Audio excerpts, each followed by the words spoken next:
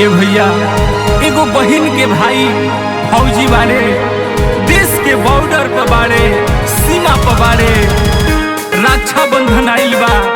ई बहिन फोन करती अपना भैया के लगे, कहती भैया ई भाई बहन के प्यार मत भूलई ह। ए भाई बहन के प्यार एगो अटूट धागा के तरह बाटे, ई धागा से रिश्ता जुड़ल बाटे, ई धागा के मत दूरी है। ए भैया फोन करतिया अपना भैया से कहतिया ए भैया लाज रखी ह, बहिन के नाज रखी ह। ए भैया लाज रखी ह, बहिन के नाज रखी ह। चिड़ावेली भौजी सुनो भैया फौजी, बन्हवाई के राखी तू बॉर्डर पर जई ह। ए भैया लाज रखी ह, बहिन के नाज रखी ह। ए भैया लाज रखी ह, बहिन के नाज रखी ह।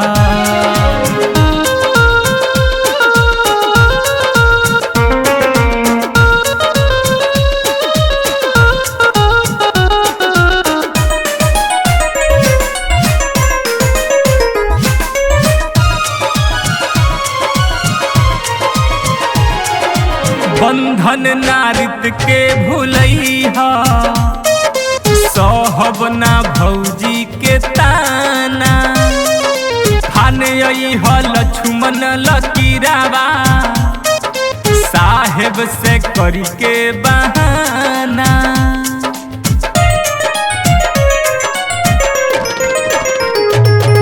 बंधन नारित के भूलई ह, सहब ना भौजी के ताना। खान आई ह लक्ष्मण लकीरावा, साहेब से करी के बहाना। बोलावो तका गाई राखी के धागा, तो लगवा के टीका तू शीशा में तकी ह। ए भैया लाज रखी ह, बहिन के नाज रखी ह।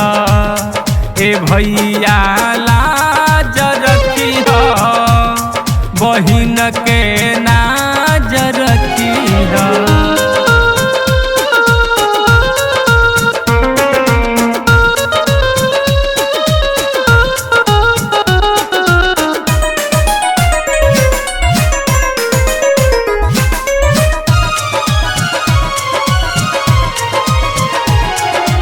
अनमोल दिल के हो रिश्ता, अटूट हो ना दुधा हो।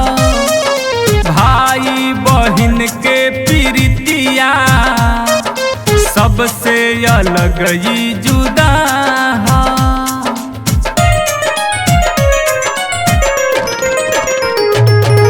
अनमोल दिल के हो रिश्ता, अटूट हो ना दुधा हो। भाई बहिन के प्रीतिया, सबसे अलग हो जुदा हो। तू मनवा में कॉले सए भैया सैले होके ना दी हो, इज्जतिया तू ढकी हो। ए भैया लाज रखी ह, बहिन के